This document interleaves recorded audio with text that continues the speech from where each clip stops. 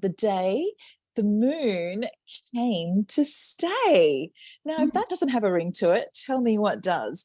Gary Eck is the author of this book, illustrated by Nick O'Sullivan, and I've got him here to share some insight with us. Because Nick and I, who's the illustrator on that, worked together on Happy Feet 2. We were working on that film together, and I kind of got to know him. He was a storyboard concept artist on that. And then we just started sort of always kind of collaborating on sort of ideas. And we actually self-published another children's book together called Wake Up Sleepyhead. And yeah, we sort of got that out. And then this was an idea that sort of just materialized. I think I always remember when my son was about like 2 and I was outside and we were looking, it was a big full moon. And he was looking up the moon. He was trying to grab it, like he was trying to grab the moon. And I thought that's really interesting. You know, kids can't see. There's no perspective. The moon looks that big. It looks like you can grab the moon. And I thought, oh, imagine if the moon was that big. Imagine if it wasn't actually as big as it actually is.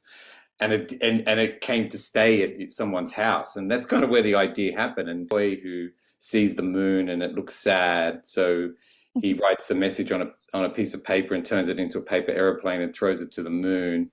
And the next day, the doorbell rings and the moon's there. It's turned up, and we see on the note that the boys said, "Please come and stay with me." Yeah, it's always it's funny. Whenever I say that, I always get that. Aww. And so it was a really kind of heartfelt sort of story, and it is a beautiful story, and I think the publisher kind of recognized that, oh, this is a really nice story and it's unusual and visually really different. It's really a story about, you know, finding a purpose in life or thinking you don't have an amazing something, but in fact you do. Yes, I am. Yeah. So Nick and I, the illustrator of this, we created a show called Veggie Saws, which is a 5-minute animation series on the ABC.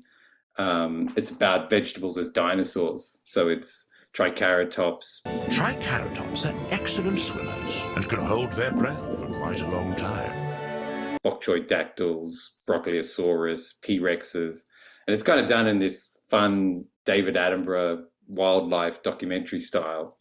Yeah, and that's another idea that Nick and I started developing about 10 years ago. And yeah, we partnered with a production company, animation company called Cheeky Little Media, and that eventually got up, and we're in our 3rd season right now.